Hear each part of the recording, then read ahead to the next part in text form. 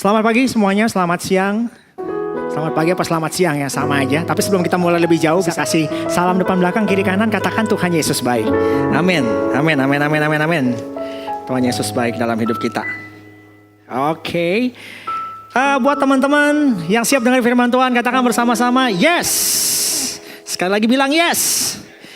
Hari ini kita masuk minggu ketiga. Seperti teman-teman tahu, kalau di Raja Wali Church itu kita sedang membahas 1 bulan ini. Terutama tema besar kita, tema bulanan kita itu adalah money trap. Semuanya bilang money trap. Ya, jebakan tentang area keuangan. Dan minggu pertama kita udah belajar banyak. Minggu kedua kita juga sudah belajar banyak. Dan kita mau buka hati untuk di minggu ketiga ini. Dan minggu ketiga ini kita membahas topik panas ya. Yang namanya memberi. Semua bilang memberi. Biasanya kalau ngomong memberi orang udah panik duluan. Kalau ngomong memberi di gereja, dugaannya pasti gereja lagi butuh. Iya, nggak gitu ya. Kayak saya disclaimer nggak seperti itu dulu. Dan hari ini membahas aspek memberi. Ada 2 aspek dalam memberi. Yang satu, mengapa memberi. Yang sebelah sisi lainnya adalah bagaimana kita memberi. Nah, hari ini saya cuma bahas mengapa memberi. Karena nanti panjang sekali kalau ke bagaimana memberinya. Oke, itu fokus kita pada hari ini, kita dari sisi why-nya. Dan let's go. Hari ini kita mau bahas pertanyaan yang penting, yang pasti terjadi dalam pengiringan kita dalam Tuhan. Ya, pertanyaan penting yang pasti terjadi dalam pengiringan kita di dalam Tuhan. Dan sebelum mulai ke sana, saya pengen ajak teman-teman dengerin dulu baik-baik apa yang saya mau ceritakan ini. Teman-teman sadar gak sih, usia kita sekarang di usia 25 sampai 40 tahun. Ini kalau kata internet nih, kita ini ada di usia atau satu fase hidup yang tanda kutip menarik. Semua bilang menarik. Ya, karena di ini nih masa keemasan katanya. Kita hidup sekarang di zaman keemasan kita. Wah, apa maksudnya kok bensin naik kok zaman keemasan? Keemasan yang saya maksudkan di sini adalah banyak di antara kita yang mendoakan andai aku punya emas banyak gitu loh maksudnya. Jadi itu zaman keemasan, bukan begitu Mas Gibe, betul? Ya, zaman keemasan kita pengen punya emas banyak. Maksudnya kita masa di mana kita bisa mikirin, aduh gimana nih masa depan saya gitu. Soalnya nih ini masa di mana gaji kita lewat doang, ibaratnya kalau kita naik tol tuh dengerin suara kukuk wawau tau gak? Kukuk wawau tuh apa ya? Sirine ya. Sirine. Kukuk wawau. Wih gitu. Gaji kayak sirine pejabat lewat gitu. Bunyinya kenceng tapi lama-kelamaan sebentar doang. Lama-lama hilang atau makin jauh gitu ya. Belum lagi kalau kita lagi tongkrongan, kita lagi ngumpul dengan teman-teman kita. Teman-teman kelompok sel, klub. Atau teman-teman kantor, kita lagi nongkrong. Tiba-tiba bunyi nih handphone kita notifikasi. Terus guys patungan ya. Si ini ulang tahun, kita mau sumbangan masing-masing kena 100.000 ya. Nah loh, dengan sontak kita langsung masukin handphone kita ke bawah meja, kita pencet M-Banking, kita lihat ya ampun Tuhan sisa 200.000 lagi. Ini kalau gue kasih 100.000 ini makan pesan berapa gue? Wah jangan-jangan 50.000, sisa 50.000 buat pesan ojol. Bisa pulang gak gue ya? Yang ngerti katakan amin. Ya kan? Belum lagi itu fase 1 ya, saya bilang itu fase 1 gitu. Itu susah yang pertama. 3 detik kemudian otak kita udah ngitung cepet tuh lebih dari kalkulator SMA. Aduh gimana dengan kebutuhan saya? Tapi saya juga sadar itu susah level 1. Ada juga teman-teman yang susah level 2. Ceritanya tuh jauh lebih berat dari sekedar keondangan gitu. Biasanya dapat THR. THR-nya habis buat tutup cicilan KPR. Habis untuk cicilan mobil. Belum lagi bayar pay letter. Asuransi belum. Dan yang paling serem tuh gak apa di masa-masa lagi susah payah begitu. Ada temen kirim undangan tanggal tua. Dia nikah. Gemeter gak kira-kira? Mayan itu. Karena udah siapin lagi budget untuk kasih angpau ke teman kita yang sudah nikah. Mulai horor ya itu ceritanya ya. Dan bahkan banyak di kita saat ini sejujurnya. Season hidupnya kan sandwich generation. Ya gak sih? Orang tua, bisa di next gambarnya. Gambarnya pasti pusing kayak begini. Ya kan? Pusing dia. Anak punya, orang tua juga punya. Kalau di lebih terang nih sebenarnya ada gambar orang tuanya ya. Jadi saya nggak berhalusinasi dan ini bukan hantu, bukan ya. Ada foto orang tuanya, ada gambar orang tuanya di situ, gitu ya. Jadi orang tuanya juga minta, orang tuanya ada kebutuhan. Kita diminta kontribusinya menanggung kebutuhan orang tua. Tapi di satu sisi anak masih kecil, uang sekolah juga nggak murah gitu. Uang pangkal sekolah nggak murah. Belum lagi nih, di tengah semua kekacauan yang saya cerita tadi, ibaratnya pas saldo rekening udah masuk fase koma, yang udah dipasang alat jantung tuh, gitu kayak di rumah sakit kan.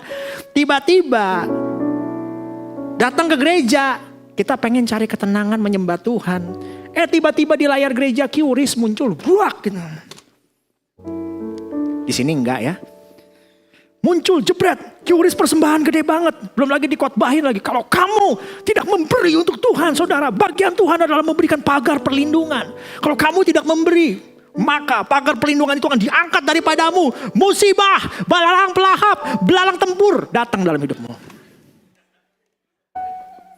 Ya kan?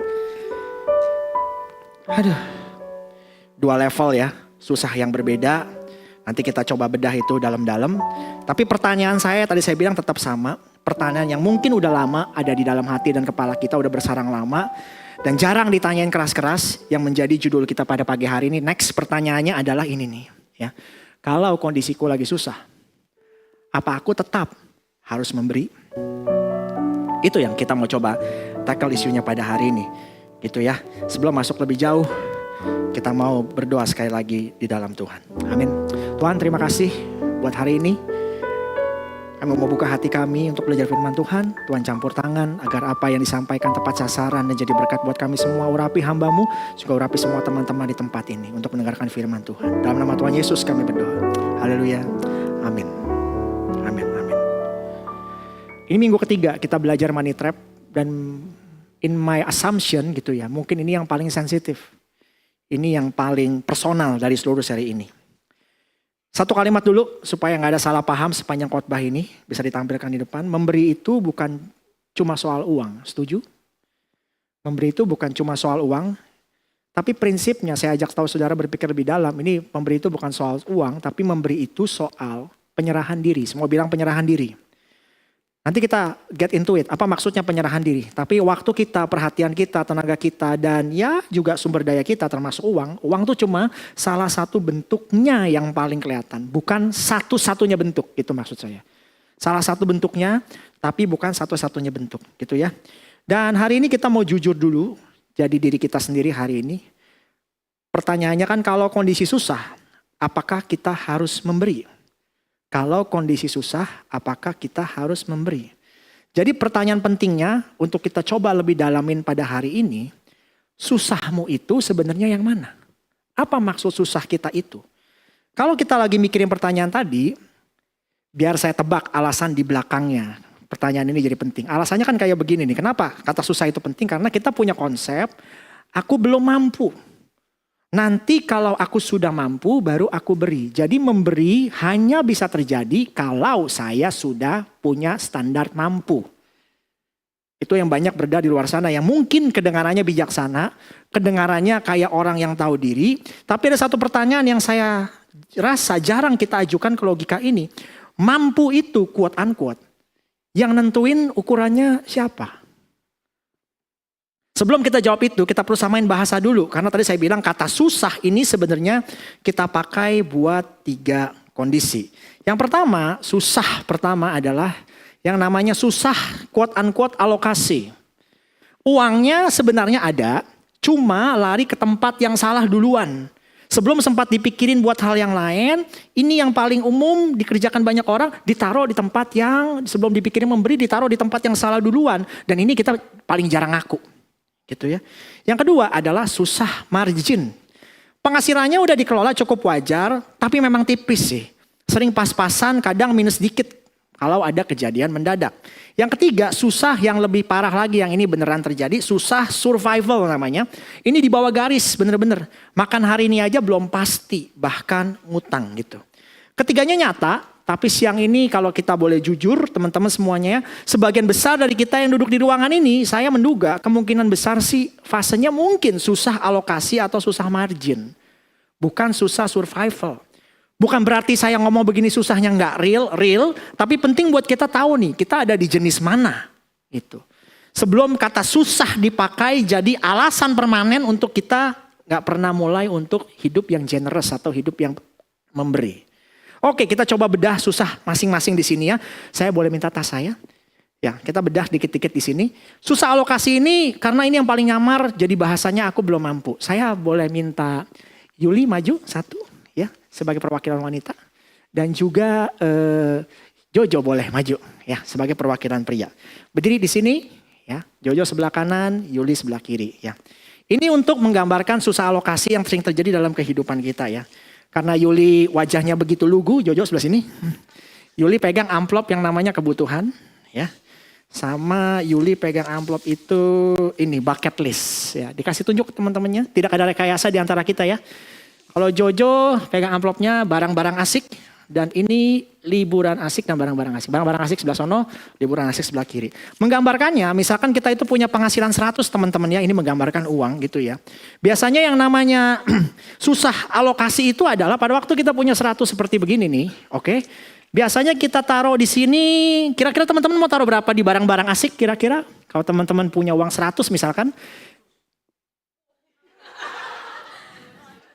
Jujur, hebat sekali kamu ya. Oke, let's say saya taruh di sini 60 kali ya. Ya, 60 gitu ya. Tunggu dulu, saya lihat catatan saya, benar gak tuh 60? Iya. Oh, ternyata ya 50. Nah, 50 barang-barang asik. Lalu di liburan asik, iya apalagi pacarnya luar kota ya Kojo ya. Pacarnya lagi di luar kota itu benar-benar luar biasa. Ini udah 50, di sini let's say kita taruh. Nah loh udah 50 lagi ya, 30 ya kan. 30, sudah 80. Lalu bucket listnya dia taruh berapa kira-kira biasanya? Bucket list tahu ya? Aku pengen dong nonton konser FC, ya, pengen dong nonton konser itu one of my bucket list katanya. Ditaruh berapa? Kalau ini kan barang-barang asik, yang penting keren, punya barang-barang tertentu, pengen punya liburan yang asik juga supaya nggak ketinggalan kayak gini ya, selfie-nya nggak main dia selfie di Tanah Abang, selfie-nya di Tanah Korea demennya ya, seperti itu dan sebagainya. Oke, mungkin bucket list-nya, let's say ini aja udah habis ya, baru kebutuhannya tuh jadinya pegang ini. Habis. Makanya kita bilang kita lagi susah. Biar gampang masukin lagi. Mungkin dia sadar dikit nih, udah 10 lah. Ngeberangin dari sono bisa lah tahan-tahan kebutuhan gitu. Hampir jatuh ya. Baru juga kaki baik ya. Hampir jatuh ya. Jangan lagi, jangan ya. Seperti begini kira-kira. Ini aku masukin aja ya biar gampang ya. Jadi kita masukkan ini ke sini. Kebutuhan barang-barang asik. Ini seperti ini masukin. Masukin Jol. Iya. Ya. Dan dia gak kaget lah. Makanya duitnya bilangnya lagi susah. Nah kayak gitu. Gak apa-apa ini dipulangin dulu. Nanti kita akan kembali ke sini. Tuhan berkati. Boleh Yuli sama Jojo kembali kasih tepuk tangan yang meriah buat Tuhan dulu. Ya. Teman-teman paham maksud saya gak? Nangkep gak? Maksud saya. Gitu. Dan yang begini nih kadang-kadang bisa berbahaya gitu. Jadi kebutuhan akhirnya jadi malah kurang karena ya kita nggak punya duit dan kita gesek kartu kredit di situ, bilangnya untuk kebutuhan dan kita bilangnya kita lagi susah, betul atau betul? Sekarang pertanyaannya itu tadi yang salah alokasi. Kalau susah margin atau ya dia marginnya susah tipis banget, yang paling parah memang susah survival. Tapi dari 4 amplop tadi, pertanyaan saya ya, di mana amplop memberinya? Ada gak? Gak ada. Gak masuk daftar. Gak dipikirin malah. Gak ada slotnya sama sekali. Dan kalau ditanya kenapa? Jawabannya biasanya ya bukan karena aku lebih milih beli ini daripada kasih orang. Gak gitu jawabannya.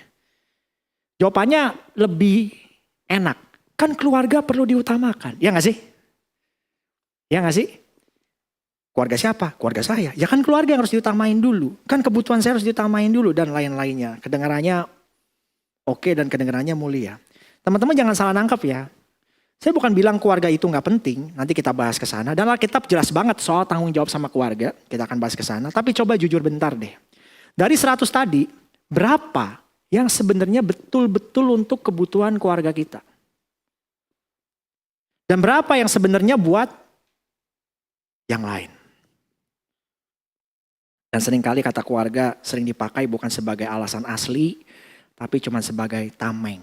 Kata susah dipakai bukan sebagai alasan asli, tapi sebagai tameng. Saya nggak ngomong ini biar saudara merasa bersalah ya. Nggak itu tujuan saya bukan. Saya ngomong ini karena sebelum kita bahas haruskah kita memberi, kita perlu jujur dulu. Kita nih lagi di level yang mana? Ya nggak sih? Kita perlu jujur dulu. Kita nih di level yang mana nih? Level susah yang mana? Kalau kita susah survival beneran, tahan dulu. Nanti kita bahas khusus dan jawabannya akan berbeda.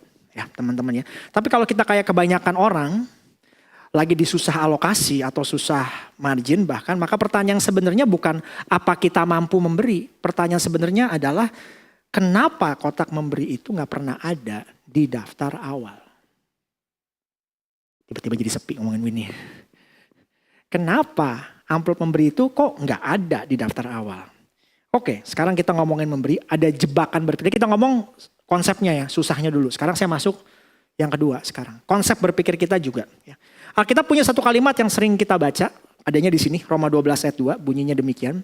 Janganlah kamu menjadi serupa dengan dunia ini, tetapi berubahlah oleh pembauran budimu, sehingga kamu dapat membedakan manakah kehendak Allah, apa yang baik, yang berkenan kepada Allah, dan yang sempurna. Paulus nggak bilang, ubah dulu kondisimu. Enggak. Yang Paulus bilang adalah, ubah cara berpikirmu. Karena sebelum kondisi kita berubah, yang lebih mendasar yang perlu diperiksa dulu adalah, bagaimana cara kita berpikir nih memframing konsep memberi ini. Dan ada satu jebakan yang sering muncul di kepala orang yang lagi susah margin atau susah survival, yang susahnya memang nyata, kedengarannya masuk akal, kedengarannya bijaksana dan menjebak, bunyinya begini nih, bunyinya begini. Next, kalau aku memberi bulan ini, siapa yang bakal aku kurangin? Orang tua kah? Anak? Atau istri gitu. Karena seolah-olah memberi kepada Tuhan, atau memberi nggak harus konteks memberi pada Tuhan, maksudnya ke gereja gitu ya, atau memberi kepada siapapun yang teman-teman mau memberi gitu ya. Itu berarti, memberi kepada Tuhan dan memenuhi tanggung jawab sama keluarga kayak di dua kutub yang berbeda gitu, tarik-tarikan. Seolah-olah satu piring yang banyak orang harus makan, dan kalau Tuhan kebagian ya berarti ada yang kelaparan. Kan begitu. Ini kalau saya belakangan memang lagi belajar yang namanya logical fallacy. Ya, cara berpikir yang ngaco gitu ya. Kalau ini masuk kategori namanya false dilemma. Dia kategorinya banyak, saya lagi pelajarin satu-satu gitu ya teman-temannya. Yang ini namanya false dilemma, yaitu pilihan palsu yang tampak seperti dilema nyata. Itu maksudnya. False dilemma itu konsepnya begitu, pilihan palsu tapi seakan-akan ini dilema yang nyata. Contohnya ya, lagi di kantor ada teman kita ngomong begini, kamu harus setuju dengan semua ide project saya. Gitu ya. Satu premisnya, kamu harus setuju dengan semua ide project saya. Atau kamu gak peduli. Kalau kamu gak setuju, kamu tidak peduli dengan kesuksesan perusahaan ini. Benar gak? Premis satu, kamu harus setuju dengan ide saya. Yang kedua premisnya, kalau kamu tidak setuju, berarti kamu tidak peduli dengan kesuksesan perusahaan ini. Ini salah. Kenapa? Karena seseorang yang menolak satu atau dua ide, bukan berarti anti terhadap kemajuan kantor. Betul gak? Kayak gitu. Itu yang namanya false dilemma. Bisa jadi bisa keluar dengan ide yang lebih baik. Emang kenapa? Atau kasih kritik sama temennya, harusnya temennya aman-aman aja. Tapi kan ini seakan-akan kebenaran. Dan jebakan ini berbahaya bukan karena salah sepenuhnya, tapi kedengeran benar gitu. Bahayanya jebakan ini tuh gitu. Bukan salah sepenuhnya tapi kedengeran benar. Dan karena kedengeran benar kita gak mau periksa atau lebih tenang dalam memilahnya. Jadi jebakan yang tadi membenturkan antara kalau kita memberi berarti piring ini berkurang nih buat keluarga, buat yang ini pasti berkurang nih. Ini berarti gereja mengajarkan, kadang-kadang narasinya begitu kan. Kita tidak perlu peduli kepada keluarga kita yang minta makan. Kita kok kenapa harus memberikan kepada gereja terlebih dulu dan sebagainya gitu. Ayat firman Tuhannya yang memerdekakan saya dan memerdekakan kita semua teman-teman. Teman-teman harus ngerti ada di sini 1 Timotius 5 ayat 8. Dengerin ya. Tetapi jika ada seseorang yang tidak memeliharakan sanak saudaranya, apalagi seisi rumahnya, orang itu murtad. Dan lebih buruk daripada orang yang tidak beriman. Wow. Paulus nggak ngomong pelan loh di sini. Ini kalau ada live Insta live-nya Paulus lagi ngomong kenceng ini. Jadi teman-teman merawat orang tua, dengerin saya baik-baik. Menafkahi istri, anak. Itu bukan kompetitor dari ketaatan. Bukan. Itu bagian dari ketaatan. Merawat keluarga kita adalah bagian dari ketaatan kita kepada Tuhan. Jadi pilihan itu palsu teman-teman. Dan selama kita percaya pilihan itu kayaknya kita ditabrakkan dua pilihan itu nyata, kita akan terus ngerasa bersalah terus gitu. Padahal firman Tuhan ngomong, lu kalau ngelawat keluarga lu murtad loh. Jadi ya clear sih, kalau teman-teman dalam fase seperti itu ya utamakan keluarga. Amin. Amin. Jelas ya. Sekarang ada satu jebakan lagi yang lebih halus. Tadi false dilemma. Yang berikutnya jebakan logical fallacy-nya namanya slippery slope. Asumsi bahwa satu langkah pertama pasti akan menggelincirkan atau menghancurkan step berikutnya. Tanpa memeriksa apakah sebab akibatnya tuh senyata itu. Gitu. Jadi bunyinya seperti gini nih. Kalau aku kasih sekarang, aku memberi sekarang, bulan depan habis gue. Gitu loh. Satu langkah hari ini, bola saljunya udah hancur-hancuran di belakang. Slippery slope tuh jadi maksudnya case kecil di sini, digede-gedein akibatnya di belakang. Kira-kira gitulah. Padahal belum tentu, ya enggak? Emangnya kita bisa nebak masa depan? Kan belum tentu. Jadi kalau aku memberi sekarang, bulan depan pasti semuanya akan berantakan gitu. Jadi dia dari satu langkah memberi, langsung loncat ke skenario terburuk di bulan depan. Dan otak kita nih pinter bikin simulasi terburuk seperti gini gitu. Terasa kayak hati-hati yang mateng gitu. Misalkan kalau ngomong sama anak kita yang misalkan gak belajar. Kalau kamu gak belajar ntar ya, kamu nih kalau belajar hari ini, kamu tahu gak, kamu akan jadi orang bodoh. Gak bisa kerja kamu nanti. Wah itu loncatnya terlalu jauh Pak. Ngerti maksud saya? Kurang lebih ini bahasa sehari-hari yang mungkin sering terjadi di antara keluarga kita. Ngerti saudara? Jadi seperti itu. Nah ini jadi terjadi juga dalam memberi. Padahal yang terjadi kan ini belum tentu fix analisis kita tuh pasti terjadi. Ini ketakutan aja yang nyamar jadi logika. Gitu. Jadi menurut saya kita nggak kurang iman sih. Tapi kita perlu framing yang tepat. Jadi kita udah belajar tadi kita di level susah yang mana. Yang kedua kita coba framing ini dengan lebih tepat lagi. Sekarang saya masuk bagian yang berikutnya lagi. Nah memberi itu apa sebenarnya? Kita bongkar dua hal ya teman-teman ya. Kita tadi udah bongkar dua hal, susahmu itu nyata atau yang mana, dua jebakan berpikir. Dan pertanyaan itu bikin kita makin merenungkan lebih kenceng mestinya. Tapi sebelum kita masuk ke teks Alkitabnya, apa kata firman Tuhan konsepnya tentang memberi, kita coba lurusin dulu gitu ya. Kita semua dari tadi ngomongin memberi, tapi kita belum pernah benar-benar nih berhenti dan tanya, memberi itu apa sih sebenarnya, ada bentuknya kayak apa. Ya. Kalau ini bahaya, karena kalau kita kayak kebanyakan orang, begitu dengar kata memberi di gereja, yang kebayang di otak kita, bentar lagi dia sebar QRIS nih. Sebar lagi ntar dia kasih amplop nih. Persembahan, persepuluhan, you name it lah. Ada angka yang keluar dari rekening gua nanti masuk ke sono. Ya, gak gitu ya.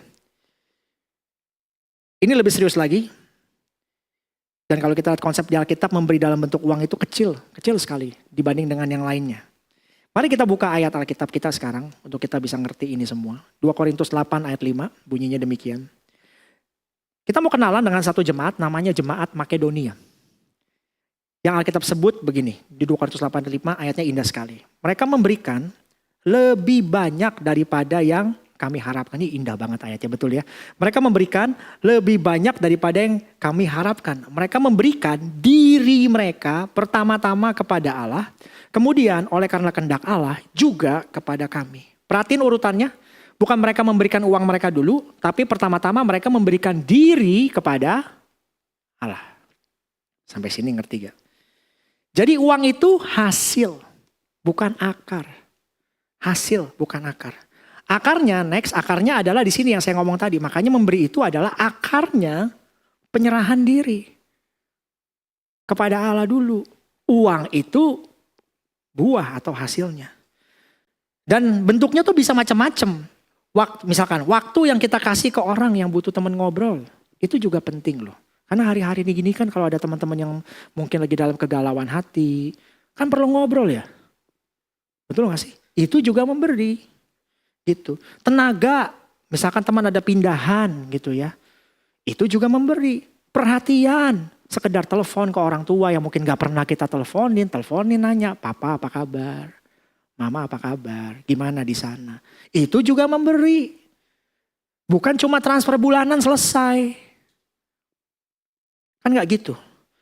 Dan ya uang kita termasuk sih. Tapi uang itu sekali lagi hanya satu dari banyak ekspresi dari penyerahan diri. Ini penyerahan diri ini artinya totalitas hidup kita loh. Penyerahan diri. Bukan satu-satunya. Dan juga saya garis bawahi bukan yang paling utama. Karena ada keluarga-keluarga yang gak butuh duit. Dia butuh anaknya datang aja. Itu. Dia gak butuh duit. Bukan yang paling utama. Nah kenapa ini penting buat kita? Kenapa ini penting buat kita? Apalagi yang tadi lagi dalam fase marginnya lagi susah atau susah survival. Karena kalau definisi memberi yang di kepala kita cuma angka yang keluar dari rekening. Maka pas rekening kita tipis ya otomatis kita gak kasih apa-apa, titik. Selesai, gak ada ruang lain. Tapi kalau definisi memberi kita framing ulang. Sekarang memberi itu kayaknya penyerahan diri kepada Tuhan. Itu akarnya, lalu kita bisa keluarkan dalam bentuk yang lain. Semua orang bisa memberi, amin. Semua orang tuh bisa memberi. Maka pertanyaannya berubah total. Bukan berapa yang bisa saya kasih dari rekening. Tapi berubah total. Jadi berbeda nih. Apa yang bisa kita serahkan hari ini? Dari waktu, tenaga, perhatian. Dan yes, kalau ada uang juga. Apa yang bisa kita berikan hari ini? Gitu. Saya pelan-pelan ya, semoga kita bisa nangkep lebih jauh. Ini pertanyaan yang gak pernah buntu. Gak bakal buntu pertanyaan ini. Karena selalu ada sesuatu dari diri kita yang bisa untuk kita serahkan. Bahkan di bulan rekening paling tipis sekalipun. Minim-minim nanyain teman apa kabar lu. Ngajak ketawa kayak itu aja udah memberi. Amin. Jadi konsepnya kita framing lagi. Memberi itu bentuknya banyak. Next prinsipnya adalah memberi itu bentuknya banyak. Waktu, tenaga, perhatian, juga uang. Yang penting bukan bentuknya. Dari kata penyerahan diri yang penting bukan bentuknya. Yang penting hatinya. That's the most important thing. Yang konsep firman Tuhan mau seberangin. Tabrakan semua dengan apa yang kita selama ini pikir. Yang penting apa? Hatinya. Oke, pegang itu dulu. Sekarang kita masuk ke dua cerita yang akan bikin definisi ini jadi nyata. Ya, let's go deeper lebih dalam lagi. Saya mau kita ketemu sosok Lukas 21 ayat 1 sampai 4 ada di sini satu sosok yang terkenal sih kalau teman-teman baca. Ya bunyinya begini. Ketika Yesus mengangkat mukanya, ia melihat orang-orang kaya memasukkan persembahan mereka ke dalam peti persembahan. Ia melihat juga seorang janda miskin memasukkan 2 peser ke dalam peti itu. Lalu ia berkata, aku berkata kepadamu, sesungguhnya janda miskin ini memberi lebih banyak daripada semua orang itu. Sebab mereka semua memberi dari kelimpahannya, tetapi janda ini memberi dari kekurangannya. Bahkan ia memberi seluruh nafkahnya. Astaga. Mulai udah ada yang pada waspada. Aduh, abis ini disuruh kosongin rekening ya kita ya. Abis ini ya. Dengerin dulu baik-baik ya. Jadi lokasinya, location, Bait Allah, Yerusalem. Kejadian ini lokasinya ada di situ. Ada belasan peti persembahan. Kalau saya coba pelajari bentuknya seperti trompet terbalik gitu ya. Jadi kalau dimasukin koin banyak bunyinya tuh buang gitu, keren. Menentukan kasta. Itu kasih banyak bunyi cuang gitu. Jadi semua orang tahu siapa yang ngasih berapa dari bunyinya gitu. Jadi si janda ini kalau dia dari bahasa Yunaninya asli petokos, yang artinya memang miskin ekstrim dia. Dia masukin 2 keping tembaga, lepta, koin terkecil yang beredar. Bunyinya udah pasti gak kedengeran. Tapi Yesus mengangkat wajahnya dan kasih attention sama dia. Dan Yesus bilang sesuatu yang ngacak-ngacak logika kita. Sama seperti waktu harus saya dalamin, gila ini mah ngacak-ngacak logikanya. Kenapa? Yesus bilang dia memberi lebih banyak dari semua orang. 2 keping tembaga lebih banyak dari jutaan yang dikasih orang kaya. Lah gimana nih? Tapi saya yakin Yesus gak salah hitung. Dia pakai currency yang berbeda. Dia gak ngitung angka yang masuk. Dia hitung dari apa yang tersisa. Dia hitung dari apa yang tersisa. Orang kaya itu memberi dari kelebihan. Besok pagi mereka bisa tetap sarapan seperti biasanya. Tapi janda ini kasih seluruh nafkahnya. Gak ada yang tersisa. Dan Yesus sebut itu sebagai iman yang paling besar di ruangan itu. Bukan kebodohan. Ini kepercayaan yang radikal. Tapi teman-teman jangan salah zoom in ya. Abis deh kita hari ini disuruh ngosongin rekening. Bukan begitu. Maksudnya Yesus dari cerita ini. Ini bukan cerita, yang Yesus mau tekankan adalah ini bukan cerita soal nominal.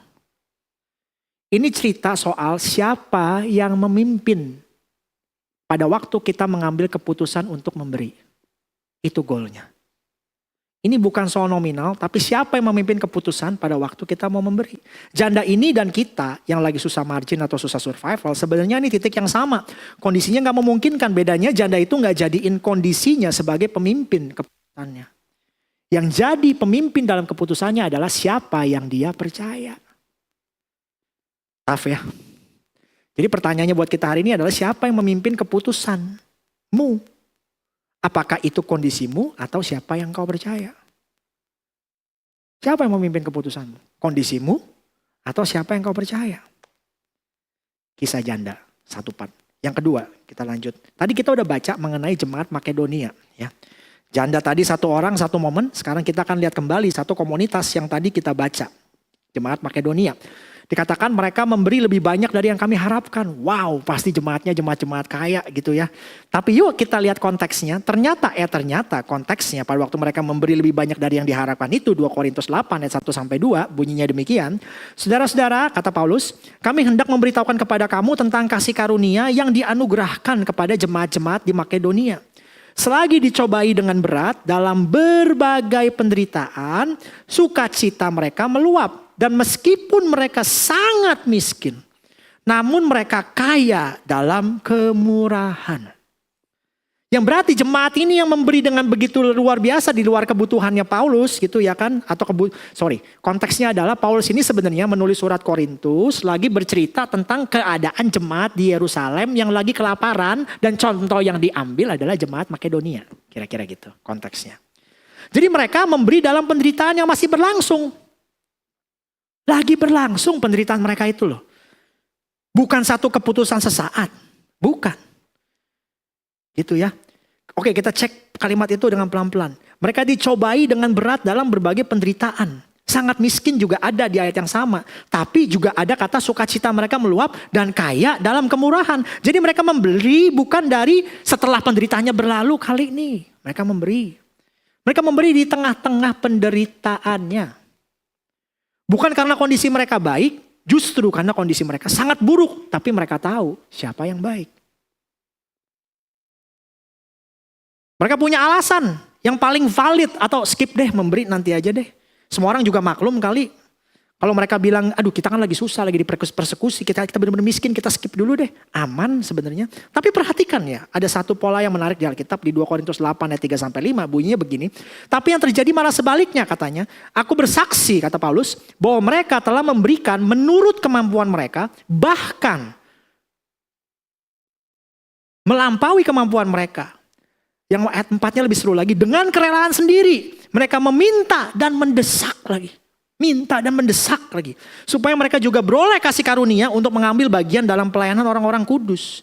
Mereka memberikan lebih banyak daripada yang kami harapkan. Mereka memberikan diri mereka pertama-tama kepada Allah. Tadi ayat kita baca. Kemudian oleh karena kehendak Allah juga kepada kami.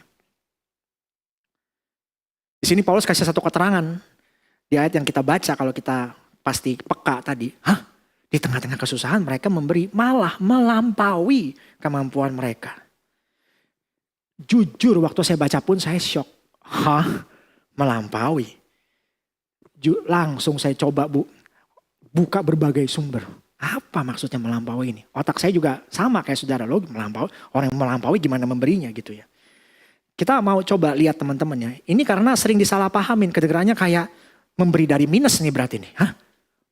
Karena ada ya, dengerin. Ada orang-orang yang untuk nolongin orang lain mereka rela ngutang. Ada gak? Ada. Gitu. Jadi saya mulai mikir ini memberi dari minus nih. Gila nih. Ini firman Tuhan gak salah ini. Satu, mereka memberi dari minus. Kedua, mereka ngutang gak sih? Atau ada uang yang turun dari langit kali. Ajaib kali nih. Gimana nih? Ternyata sih setelah saya baca dalam bahasa aslinya dan mempelajari. Ada bahasa aslinya di situ adalah paradinamin. Paradinamin. Lupain aja ya, itu gak penting-penting amat. Intinya itu bukan bahasa akuntansi exact gitu. Kayak 1 + 1 2 kayak bahasa akuntansi. Atau laporan keuangan. Jadi ini adalah idiom. Idiom. Atau ungkapan yang biasa dipakai orang-orang zaman itu buat gambarin pengorbanan yang jauh dianggap wajar dibanding orang-orang biasa. Gitu. Jauh dianggap wajar dari orang biasa. Kan dari apa yang saya pelajari ternyata kata ini juga umum dipakai ditulis oleh sejarawan di zaman itu namanya Yosepus gitu ya. Tulisannya juga memakai kata-kata seperti begini gitu. Mungkin zaman sekarang mirip ya kalau kita bilang misalkan kalau teman-teman suka sepak bola. Timnas kita sudah berjuang sampai titik darah penghabisan. Apa mati itu? Enggak dong. Tapi untuk menggambarkan sesuatu sampai habis-habisan sampai benar-benar their last breath sampai napas terakhir ya kan. Timnas kita berjuang melawan sampai titik darah penghabisan. Apa benar itu sampai titik darah penghabisan? Jadi melampaui ini bukan angka presisi, itu cara ngomong soal pengorbanan yang ekstrim kira-kira gitu. Sebenarnya penekanan Paulus bukan di kata melampauinya. Kata penekanan Paulus itu dalam konteks surat kan kita tahu ya. Kalau apalagi dulu surat cinta saya dengan Cimeyer ya. Biasanya pembukaan dulu ya kan. Di tengah-tengahnya tuh baru penekanannya. Sesungguhnya di balik semua ini. Aku tuh milih kamu loh. Cie. Misalkan kayak gitu ya kan. Penekanannya kan di situ. Nah sama dalam konteks kalau kita baca Alkitab kan Korintus tuh surat ya. Mesti baca mana yang pembukaan, mana intinya. Nah penekanannya itu Paulus penekanannya di ayat 4. Yang dia bilang begini, ayat 4 itu bunyinya ada satu kata di situ dalam bahasa aslinya autaritoi. Artinya dia mau tekankan atas inisiatif mereka sendiri, bukan tunggu diminta. Itu loh penekanan Paulus sebenarnya. Paulus nggak lagi cerita soal mereka kasih banyak, dia lagi cerita mereka yang mengejar kesempatan buat memberi. Mereka yang mendesak Paulus, minta dilibatkan, bukan ditekan, bukan diminta gitu loh. Kenapa bisa begitu? Kok mereka bisa ya? Mereka tuh berinisiatif, minta malah gak apa-apa, libatin kami dalam hal pemberi ini. Gitu. Kami juga tahu, ayo gimana? Ternyata jawabannya ada di ayat 5 tadi. Dan ini bagian paling penting, siang ini yang saya ulang-ulang terus. Mereka memberikan diri mereka pertama-tama kepada Allah, itu kuncinya sih. Mereka memberi diri mereka pertama-tama kepada Allah. Wow.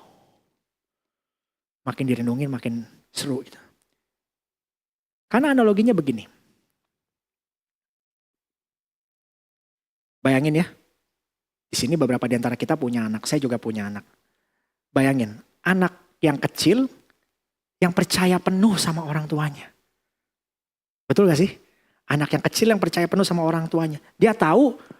Misalkan kayak anak saya deh. Si Geva ini. True story. Dia minta uang jajan dong. Berapa? Saya bilang gitu. 20.000, ya udah saya kasih 20.000 gitu ya kan. Saya pulang saya nanya, tadi jajan apa 20.000? Enggak, aku kasih temen aku. Berapa? Semuanya katanya. Saya langsung suzon kan. Kamu dipalak? Hah?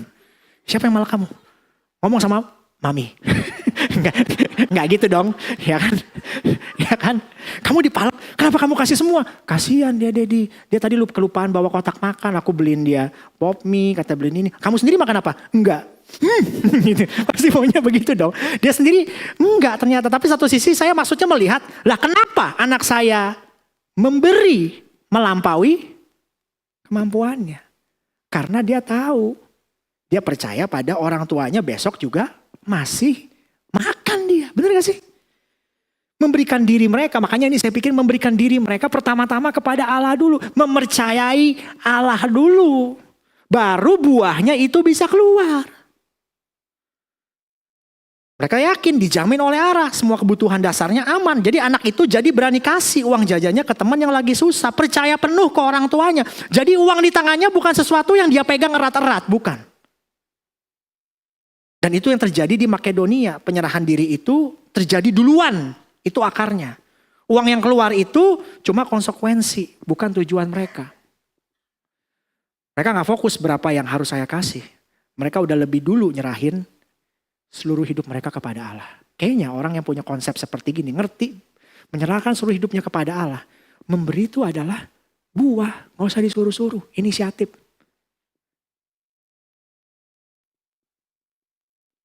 Jadi yang terjadi di Makedonia, kurang lebih rumusnya begini nih, teman-teman bisa lihat ya. Saya coba gambarkan, next. Penyerahan total ke Allah dulu, itu akarnya ya. Penyerahan total kepada Allah dulu, itu akarnya ya. Lalu fase 2, dorongan buat terlibat. Fase ketiga, pengorbanan di luar nalar itu muncul. Jadi penyerahan total dulu kepada Allah, akarnya dorongan itu terlibat. Lalu pengorbanan di luar nalar itu adalah buahnya itu. Gitu. Saya baca lebih seru lagi ya. Bagaimana mereka melakukan itu. Menurut beberapa Bible commentaries, jadi mereka tuh punya kebutuhan. Caranya bagaimana mereka memberi itu adalah mereka punya kebutuhan.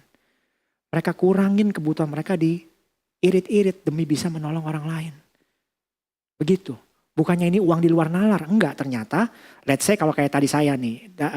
Misalkan mungkin konteksnya. Mungkin bukan saya ya. Konteksnya tuh istilahnya. Kalau kita punya kebutuhan. Terus tiba-tiba kita tahu kita harus memberi kepada sesuatu. Kita yang bersusah payah dulu. Udah kebutuhan gue. Tadi gue mungkin makan hari ini. Makanya budget makan 40, 30 deh. Turunin deh, 20 deh. Cukup-cukupin deh dengan 20 deh. Supaya 20-nya karena ada kebutuhan yang benar-benar urgent, anak perlu sekolah dan lain-lain, kita bisa potong kebutuhan dan sebagainya. Atau kalau kita mau ngasih ke sono, kita kurangin kebutuhan kita. Kayak begitu kira-kira ya teman-teman ya. Jadi waktu saya baca cerita mereka seperti itu. Bukannya mereka punya duit banyak. Enggak, mereka yang meri-meri buat kebutuhan mereka demi nolongin saudara-saudara seimannya yang ada di Yerusalem itu. Gitu. Lagi-lagi karena itu di luar nalar juga.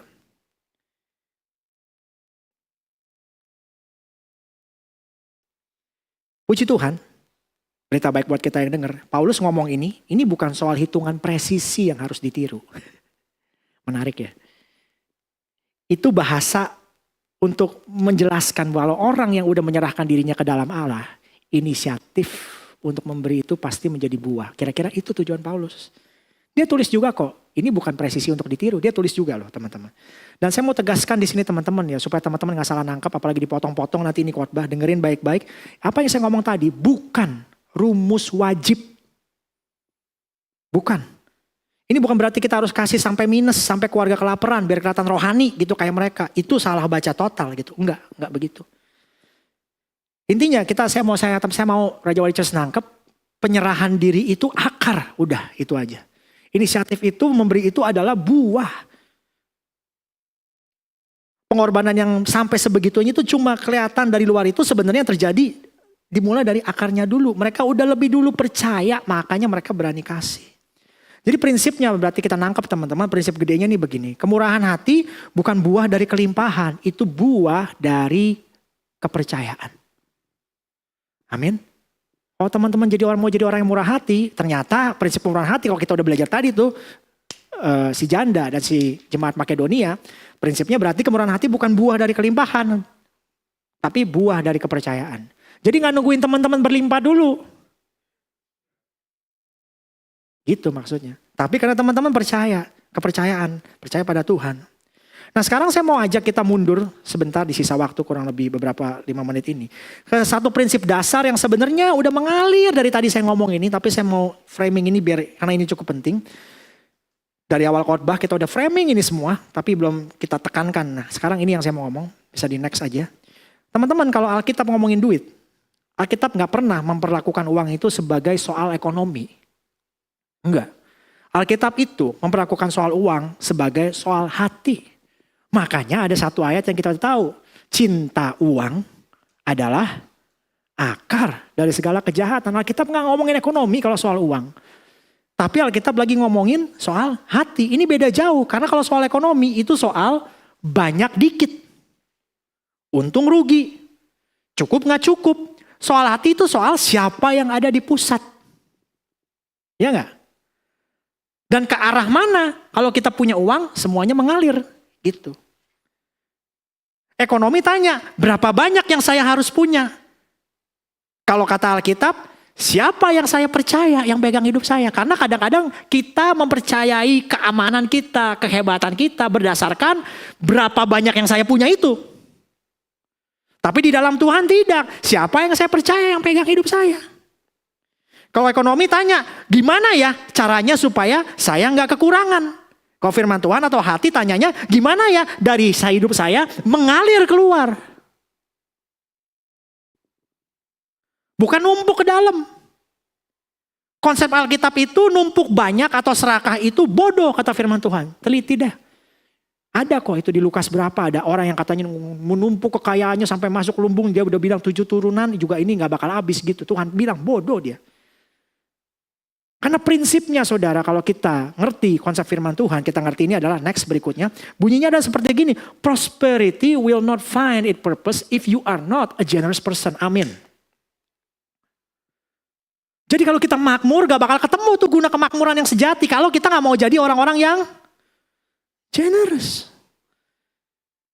Tabrakan ini dengan dunia.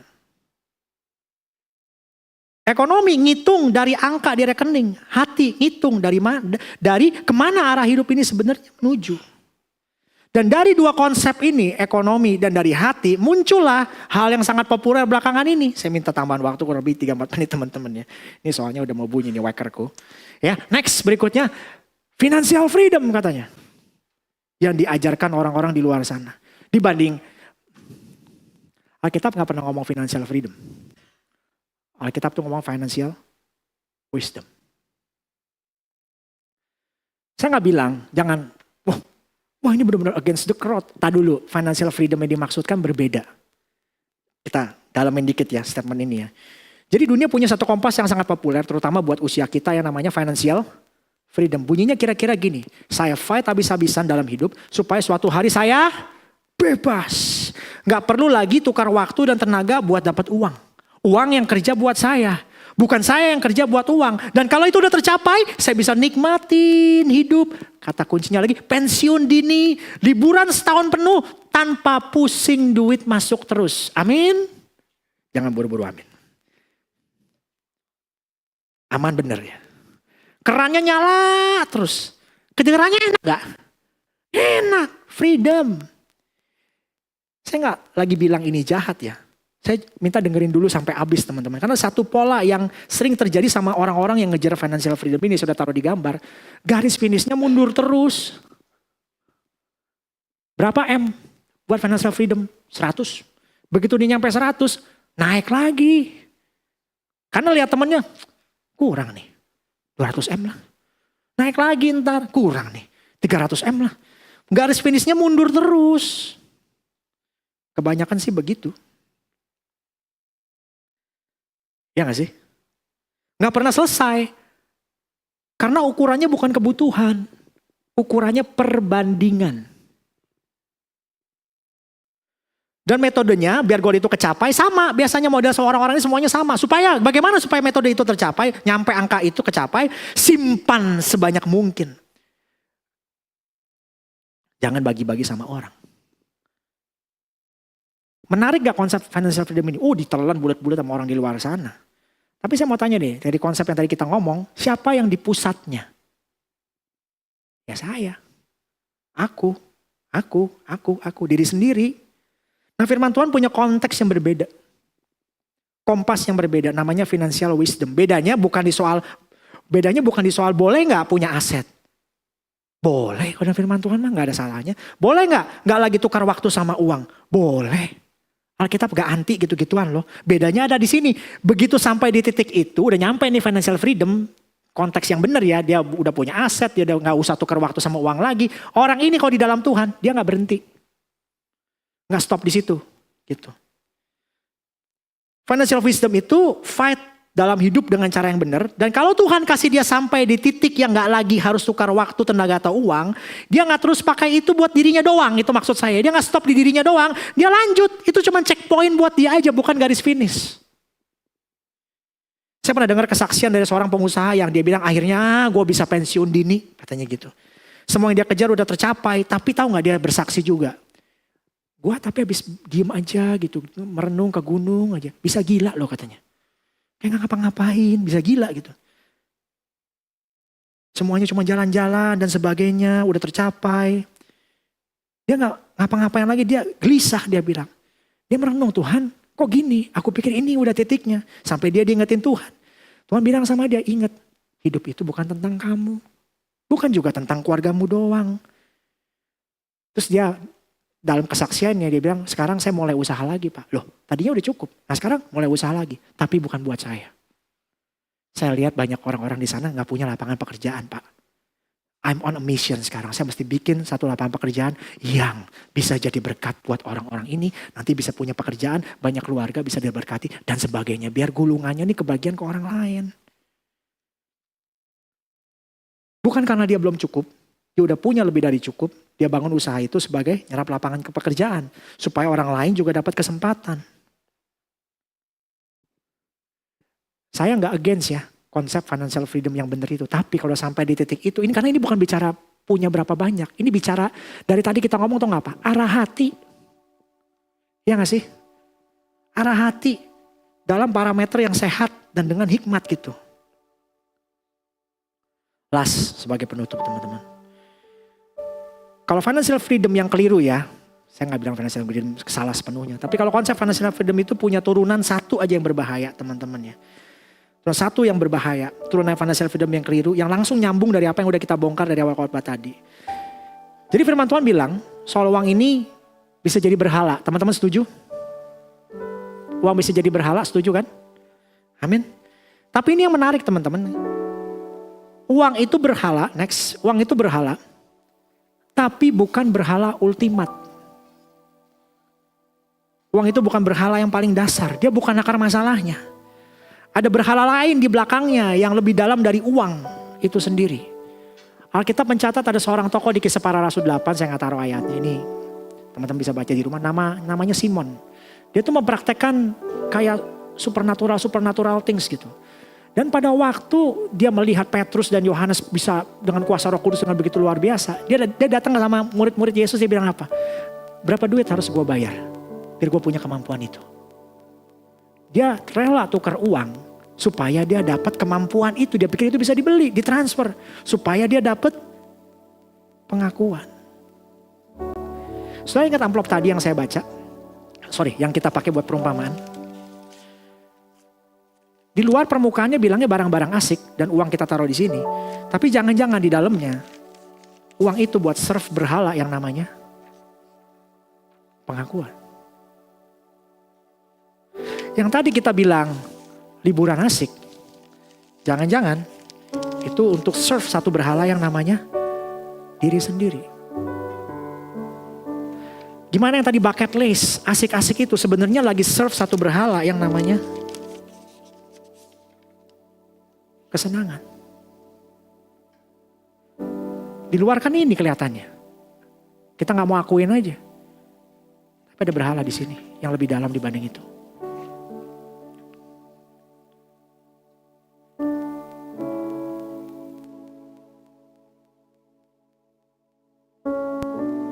Nah, dengan semua konsep ini, udah ngerti sekarang.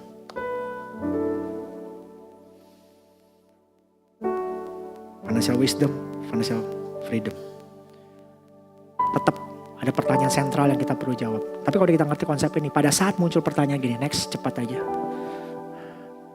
Kalau gitu, kalau Tuhan mau kita memberi, apakah Tuhan mau kita habis, quote unquote, habis-habisan lewat memberi?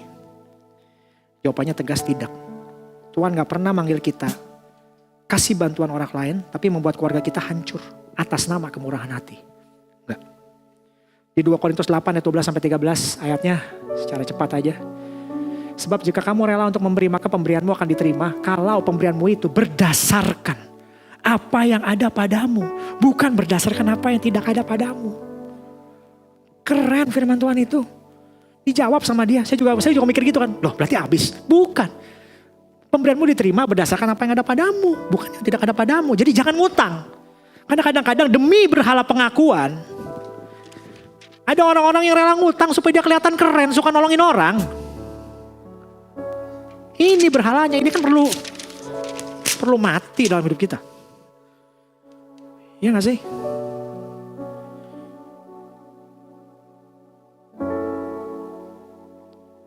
Apakah kita harus memberi yang sama tuh jumlahnya kayak orang lain? Enggak juga.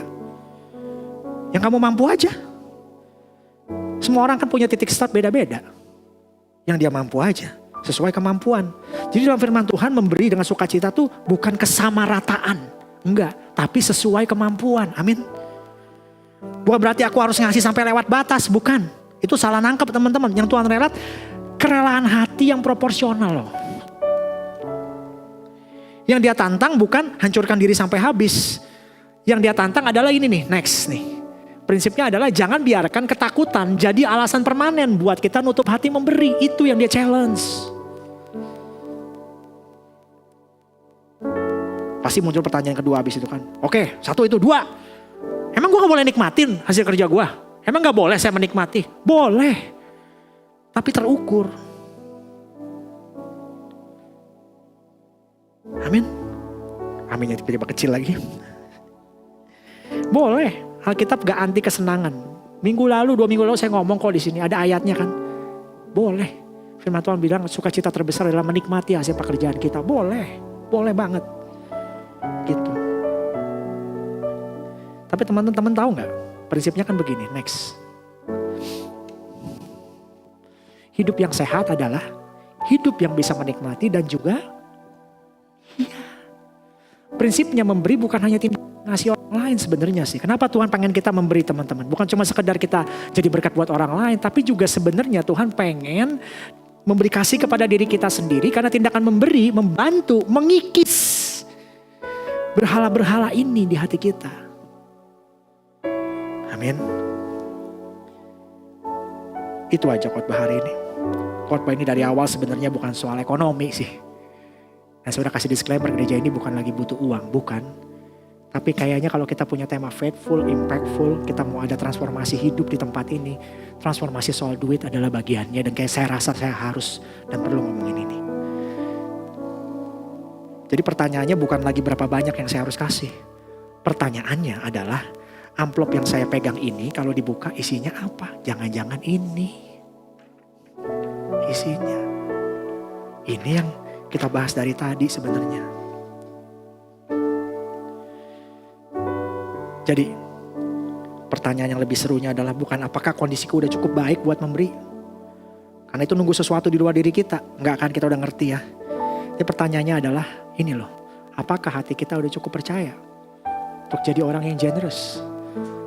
Karena kita memberi bukan karena kita udah penuh. Kita memberi karena Yesus tuh udah mati buat kita. Kita tuh udah nerima kasih dari Tuhan. Kita tuh udah diselamatkan. Jadi kalau kita generous itu gini loh. Generous itu kan DNA-nya orang Kristen. Bagaimana mungkin kita gak bisa jadi orang yang suka memberi. Tuhan aja udah memberi diri habis-habisan kok. Itu udah DNA orang Kristen. You cannot deny it. Gak bisa. Dan kita memberi mestinya. Bukan karena kita udah penuh, bukan. Kita memberi karena kita udah duluan menerima yang terbaik dari Tuhan. Dan lagi-lagi ya, ini bukan soal jumlah dan lain. Jadi teman-teman, kembali di awal tadi pertanyaan, keundangan, ke kotak amplop, e-wallet yang kita cek diam-diam di bawah meja. Mungkin hari ini kita datang dengan kalkulasi yang sama beratnya. Berat dalam kebutuhan nyata kita, atau berat dari tagihan yang gak bersedia nunggu dan lain-lain, dan juga Tuhan tahu ini berat teman-teman. Tapi biarlah hari ini yang memimpin keputusan kita bukan apa-apa. Kalau teman-teman mengalami fase di mana lagi berat finansial hari ini, saya mau kasih tahu dulu yang pertama, Tuhan tahu. Tuhan tahu. Saya gini deh, saya pikir saya mau ngajak berdoa pertama kita bagi 2 kelompok ya. Karena responnya beda. Kalau kita termasuk kelompok yang kalau kita boleh jujur, kita ini kelompok yang susahnya alokasi gitu ya. Dan kotak memberi belum pernah ada dalam daftar kita, pertanyaan jujur. Pernah mikir gak sih cepat atau lambat uang yang ada di tangan kita tuh lepas juga. Terburuknya pada waktu kita mati nanti uang di tangan kita gak kita pegang juga sih. Sumber tangan kita gak kita pegang kan.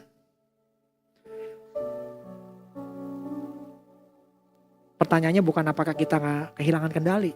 Itu mah udah pasti. Pertanyaannya apakah kita yang sudah menentukan arah kemana sumber daya kita ini dialihkan. Itu buat kelompok pertama. Tapi buat kelompok kedua yang lagi benar-benar di titik survival. Saya mau teman-teman denger ini. Tuhan gak sedang minta uang dari kita. Gak. Saya pernah di situasi itu. Tuhan gak pernah minta uang dari kita. Tuhan tahu persis apa yang kita hadapi. Yang dia mau bukan rekening kita. Yang dia mau tuh hati kita. Karena itu mesti beres dulu. Baru nanti buah yang sehat itu mengalir. Dan ini bukan soal uang ya teman-teman ya. Bukan soal uang. Dan mari kita bangkit berdiri. Mau tutup.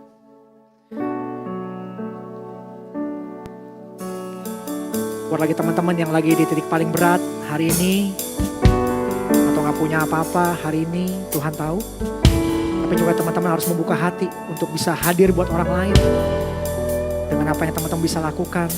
Dan tetap mau memberi dan jadi berkat buat orang lain. Amin.